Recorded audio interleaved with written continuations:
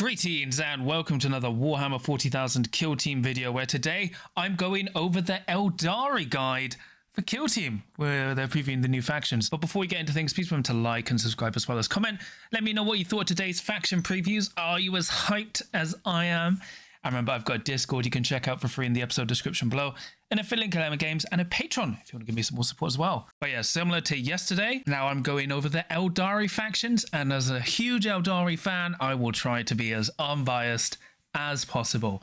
So these will just be faction previews, they're not full guides as per Games Workshop on the Warhammer community website, but let's get on with it. So for the Corsair Voidscarred, they have the rifle special ability. So during, when they shoot, if they haven't charged, fall back or repositioned, they have the Accurate 1 special rule, which I believe is auto-retain a hit. Note that it isn't restricted from performing those actions after shooting. So you could shoot, then move charge or fall back. So very, very good there. It's better than giving balanced because you're just guaranteeing a hit, but it does make the rending on those weapons a lot worse, but it does stack with the Ranger sniper rifle. Then they also have the Aeldari Raiders tact ability, so they have two abilities, and each friendly operative can perform a free dash action during their activation. So the latter is unchanged, but the rifle's ability, it used to be an action to get balanced on your guns.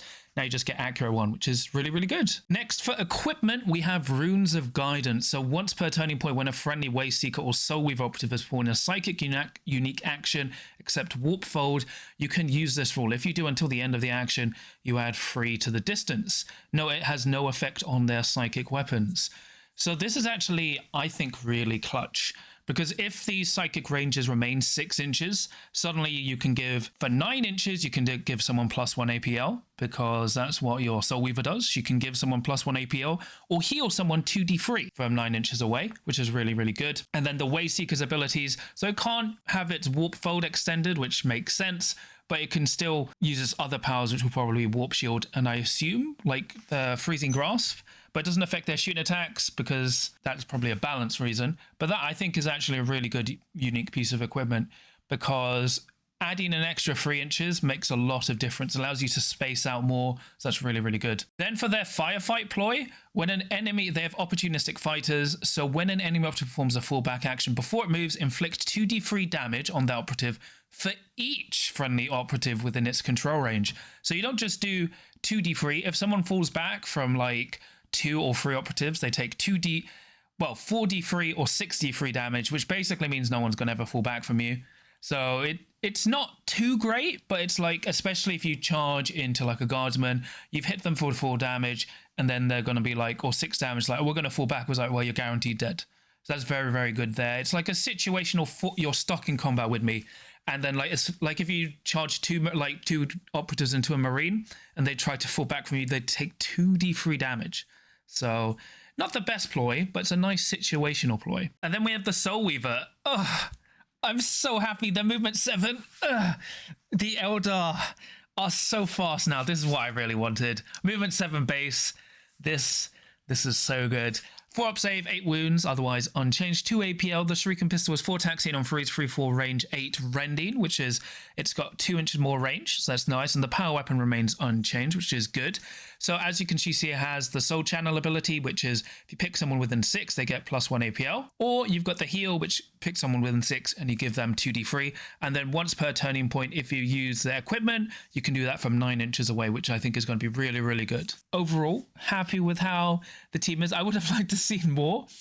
Maybe seeing the other Psyker, but this is good enough for me. Like, Corsair's looking great. So now we have Blades of Khaine, the Season 3 kill team for the last edition. Aspect Techniques is pretty long, so let me go through it as I did last time with Inquisitor Agents. So you have Aspect Techniques. So Aspect Warriors are trained in a myriad of killing techniques, parrying blows and acrobatic movements.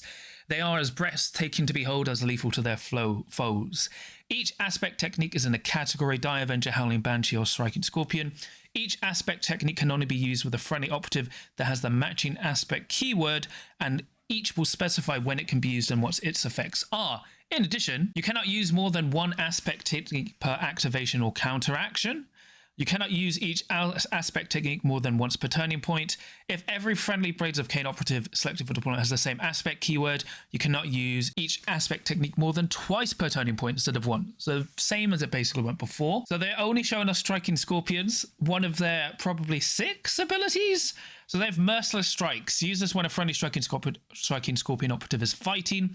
The first time you strike with a critical success during that sequence, until the end of that sequence, your melee weapons have the shock special rule. Unchanged there. And I believe shock is the rewording for stun in melee. So when you strike someone with a hit, you parry one of their normal hits. So this is okay. I think they could have shown us a bit more, but we'll see. It's I guess they're probably unchanged. And then they do show us for other aspects. So for the Howling Banshees, the Scream That Steals. Use this when a friendly Howling Banshee operative is fighting or retaliating. At the start of the roll, resolve attack dice step. You can resolve one of your successes before the normal order. If you do, that must be a block. Which is the same as before, but parry first. And then you've got Death of 1,000 Blades. Use this when a friendly Die Avenger is shooting. And you select a Shrieking Catapult or Twin Shrieking Catapult. Until the end of the action, the weapon has the Torrent 2 special rule, but you cannot select more than one secondary target. So both of those are unchanged, although the torrent rule on the Die Avenger has been increased by 1 inch, I believe, so that's very nice. Basically, nothing's changed. Maybe some slight Die Avenger buffs, maybe they might get built-in balanced, who knows. Then you've got Rune of Prophecy. Once per battle, after rolling off to decide initiative, you can add D3 or subtract D3 from your result. So that's actually kind of better than what Rune of Prophecy does now, which is +1 or -1. You can actually decide to give it to your opponent, but instead of just +1 or -1, now it can be +3 or -3 or +2 or -2. So that's actually a really nice buff to Runes of Prophecy. And then you have the Dance of Deathploy. Select 2 friendly Blades of Khaine operatives visible and within 6 inches of each other. Remove them from the kill zone and set them back up in each other's previous locations. So in other words, swap their positions. This is a change. I believe this was like their movement ploy, but either way, it's a teleport. It's only done in the strategy phase. So what you could do is, like, if you can set it up at the end of the turning point, you could like run someone very far forward, then swap them to get a better charge next turning point, or fall back someone crucial. It's okay. It's just interesting. It feels more like a Harlequin ploy than a Aspect Warrior ploy, but we'll see. And then we have the Striking Scorpion Exarch. Movement 3, free up save. Movement 7, sorry, free up save 9 wounds as per the normal Exarch. So unfortunately, we don't know if normal Striking Scorpions have a free up save. Shuriken Pistol now hits on freeze. I believe, no, it's unchanged, sorry. The Twin Shuriken Pistols still hit on 4s, but have Ceaseless, so that's okay. The Biting Blade is 5 attacks hitting on freeze, 5/6 rending, which is fine. Then the Scorpion's Chainsword is and Claw is unchanged. They all used to hit on 2s, now they hit on 3s. And the Twin Chainsword's lost rending and now has Ceaseless. So that's okay. And then for Mandy Blasters, whenever this operative performs a fight action at the start of the roll attack dice step, inflict 2 damage on the enemy operative in that sequence, which is unchanged. Mandy Blasters work exactly the same. And Exarch, this operative can perform 2 fight or 2 shield actions during its activation. Completely unchanged. The only thing that's changed with the Exarch, it now hits on 3s instead of 2s, and the Twin Chainswords lost Relentless and gained Ceaseless, which I think for a leader keeping Relentless would have been fine, but it is what it is. We can't tell what I would have preferred to see a non-leader profile, but there it is. Then we have the Hand of the Archon. So they have Power from Pain. After a friendly Hand of the Archon operative performs an action, it gains one of your pain tokens if an enemy operative was injured during that action but was not incapacitated. An enemy operative was incapacitated during that action. If the enemy operative had a wound stat of 12 or more, you gain 2 pain tokens instead. Oh my gosh. So now it's actually really easy to get pain tokens because it makes sense you're trying to get pain. So if you injure someone, but you fail to kill them, now you get a pain token as well. That's really good. Then you can also spend friendly pain tokens on invigorations when the condition is met. You cannot use more than 1 invigoration per action or counteraction except stimulated senses, which can be used in addition to other invigoration. So for invigorations, we have Dark Animus. When during the operative's activation, before or after it performs an action, Until the start of the operative's next activation, add 1 to its APL stat. So this is actually really interesting based on if APL changes, but otherwise that's effectively the same. So then you have Vitalized Surge. So after the operative incapacitates an enemy operative and the enemy operatives are moved from the kill zone, you can immediately perform a free dash action, even if it's performed an action that prevents it from dashing. So now you can charge, kill, and dash out of the way, and you can still do this. Like if you counteract where you kill someone, you can burn a pain token to dash out of the way. So Vitalized Surge has been buffed. Overall, really happy so far with Hand of the Archon. That's a great change. That's really good. That makes them way easier to get pain tokens, because at the moment, if you don't kill, you kind of don't play your ability. So this is really nice. Then we have Toxin Coating. Up to twice per turning point, whenever a friendly operative is fighting or retaliating and you're selecting a melee weapon, you can use this rule. If you do until the end of that sequence, that melee weapon has a lethal 5-up special rule, which is nice. Before you had to pick operatives, now it's just like you can do it twice per turn, which technically is a bit worse if you're going for a mass charge, but otherwise Toxin is unchanged. Then you've got Prey on the Wounded. Use this firefight ploy after rolling your attack dice for a friendly Hand of the Archon operative. If it's shooting or fighting against a wounded enemy, you can reroll any of your attack dice. So once again, this time you get Relentless. I believe that was the same. So last time it gave balance, but considering Relentless is really hard to get, this is a very nice way to ensure a kill. So nice there. Then we have the Crimson Duelist. She is 7-inch move as well with a 4-up save and 8 wounds. So apart from the movement, unchanged. Splinter Pistol remains the same. 4 attacks, 8 on freeze, 2-4, range 8, lethal 5-up. Then you've got the Razor Flail. Oh my gosh, still hits on 2s. 4 attacks on 2s, 4-5. Brutal Tangle. So Brutal Display. Once per turning point, when this operative incapacitates an enemy operative within its control range, you can select one other enemy operative visible and within 6 of either this operative or the incapacitated enemy operative. Until the start of the next turning point, the enemy operative cannot perform the pick-up mission action or control markers or do the mission action. So this is actually nerfed in a way, because before it used to trigger every time she killed. Now it's only once per turning point, but now you can also measure from the range of the operative you killed. So you've lost being able to do it like twice a turn, but now you have slightly more range on it.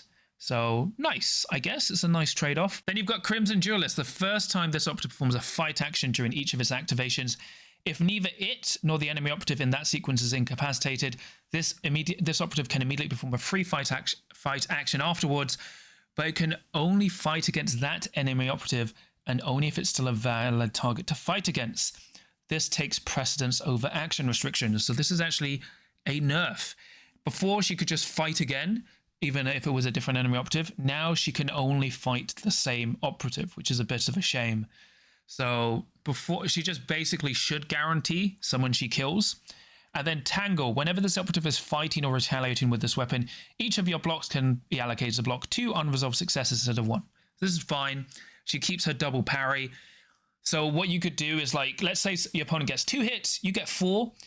You could kill them, but you take damage. So you parry them out, inflict 8 damage or whatever, or 12, and then you fight them again, and then you kill them. So it's a good way to fight with her now to not get damaged, but I would have preferred if she could just double fight properly. That's a bit of a shame, but otherwise the kill team's gained a lot. And naturally, what you could do is you could injure someone, get a pain token, then fight them again, because you're doing another action, and kill them. So you could use her to actually farm 1 operative for 2 pain tokens.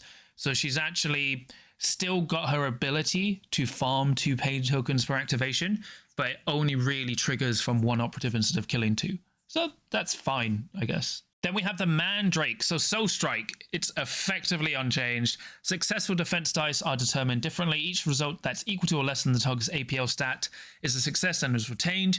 Each result that is higher than the target's APL stat is a fail and is discarded. Each result of 1 is a critical success. Each other success is a normal success. Each result of a 6 is always a fail. So basically it's inverse saves based on your APL. Completely unchanged. Then you've got Umbrella Entities. Whenever an enemy operative is shooting a friendly Mandrake operative, ignore the piercing weapon rule, because they've been vulnerable saves. Whenever a friendly Mandrake operative is within shadow, improve its save stat by 1. So also all unchanged, so basically the same. Bone Darts is now changed. slightly. Once per turning point, a friendly Mandrake operative can use the following ranged weapon. 4 attacks, hitting on freeze, 2/4, range 6, rending silent. So it's actually, I believe it was 2/3. It didn't have rending, but it did have silent. So it's actually got buffed quite a bit, and now it's no longer once per operative, it's just once per turning point. So some nice silent threat range. Then for Firefight ploys, you have Nowhere to Hide. Use this Firefight ploy during a friendly operative's activation when it performs an action in which it moves. Until the end of that activation, the operative can move through parts of terrain features as if they were not there, but it must end those moves in a location it can be placed. Once again, what happens if you're on a vantage point moving through a building? I guess you just jump through? Like, what if a building is like 6 inches apart? That would have liked some more clarification there, but otherwise it's nice. You just move through walls. So still very, very good. Then you have the Mandrake Night Fiend. So this is unchanged. He's just gone up to 7 wounds. Bale Blast is 4 attacks, hitting on freeze, 3/4 Soul Strike, used to hit on 2s. Huskblade is 5 attacks, hitting on freeze, 4/6, lethal 5 up Shock, used to hit on 2s. Harrowing Whispers. When your opponent would activate an enemy operative within 6 of this operative, or you can roll 1d6. If the roll is higher than the enemy operative's APL stat, they cannot activate it during this activation. If there are no other enemy operatives eligible to be activated, this rule has no effect. Still, you can shut down 2 APL enemy operatives if you're within 6 of them. I'm surprised this hasn't changed. Hopefully it changes, because otherwise this is like incredibly toxic, but it's unchanged. Then Oubliex, whenever this operative is readied, or if this operative incapacitates an enemy operative with its Huskblade, its Oubliex becomes activated. Whenever its Oubliex is activated and an attack dice would inflict damage on it on a 5-up, ignore the damage inflicted from the attack dice, and its Oubliex is no longer active. Effectively exactly the same as it works now. So 5-up shrug once per turning point, which triggers again when it kills someone. It's good. Like, just lost hitting on 2s, but it's fine. Still has the really toxic Harrowing Whispers. So tomorrow we'll be looking at Chaos, and then they said Void Dancer troops will also have free online rules. So I assume all the other White Dwarf teams, which were in the annual 2022, will all have, they won't be in the previews, but they'll have free online rules. So for the Aeldari overview, I am very happy. They're all movement 7. This is what I've been asking for like at least 3 years. It's so good. They're so fast now, especially Corsairs, because Corsairs will be able to effectively move 10 inches every activation, which is crazy. And they charge 9 inches. So good. Really happy with Corsairs. Blades of Khaine, we actually have no idea what's happened to them, because they didn't really show too much. They look like they've not really changed at all, which is good or bad. Remember, they might still be 8 operatives. Corsairs should be 9 operatives along with Mandrakes. So just interesting. And then the Mandrakes look completely unchanged as well. So if you already have Mandrakes, you are in a good spot, because probably nothing else has changed. And assuming nothing else has changed for Mandrakes, then nothing else has changed for Blades of Khaine, which is good or bad, right? I mean, I was hoping Striking Scorpions would get +1. Well, I was hoping all Aspect Warriors would get +1 wounds, so there'd be 9 wounds, and then Leaders would be 10. But that clearly hasn't happened, because the Exarch is 9 wounds. So, well, we'll see, right? Maybe Striking Scorpions are a 3-up save. I think like the Aspect Warriors could have hit on 2s. I think that would have been fine for like melee. But we'll see what happens to the rest of the Aspect Warriors and Exarchs. So far, Corsair's looking great. Mandrake's still looking great. Blades of Khaine, ? And then obviously we don't know what's happened to the Void Dancer troop, because they haven't been previewed, and they'll get a PDF rule. Hand of the Archon, though, they are looking actually a lot better. As I said, now you get pain tokens way easier, because you can trigger them from injuring operatives instead of just killing. And if you have ways to like double fight or double shoot, as you can see with the Crimson Duelist, she can now parry out someone, fight them down till they're injured, get a pain token, then fight again and kill them. And because those were 2 actions, one of them being free, she gets 2 pain tokens for you. So that's really good. Although it is only 2 pain tokens just for her, but now you can also dash after doing a charge. So you can charge someone, kill them, then dash out of the way, because before you couldn't do that. And obviously you can still kill someone in like a counteract situation or on guard, and then dash away as well. So they're still they still have all that like reactive movement. So it's quite interesting. I'm very tempted by a Hand of the Archon. I want to know how the Torment Grenade works, because if it can't work how it does now, so it'll probably work how stuns and smokes work, which would be really cool. But if it's still like a huge area of effect, auto injuring and damaging people, that's very, very good.